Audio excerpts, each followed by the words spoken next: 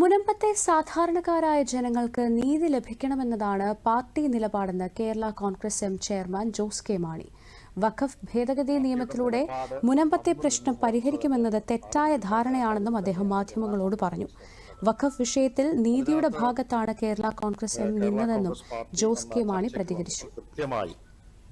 ചില ക്ലോസുകൾ നമ്മൾ പിന്താങ്ങി, ചില ക്ലോസുകൾ നമ്മൾ എതിർക്കുകയുണ്ടായി.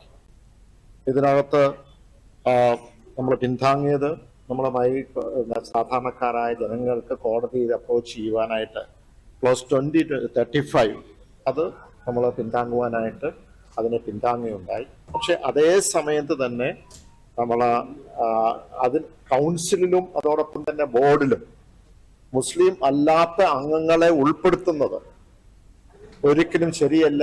അതിനെ ശക്തമായിട്ട് നമ്മൾ എതിർക്കുകയുണ്ടായി. ഇപ്പൊ സുപ്രീം കോടതി അത് തന്നെയാണ് പറഞ്ഞിരിക്കുന്നത്. ആ നിലപാടുകളിൽ ഒന്നും നമുക്ക് മാറ്റമില്ല, അത് തന്നെ ഉറച്ചായിട്ടാണ് നിൽക്കുന്നത്.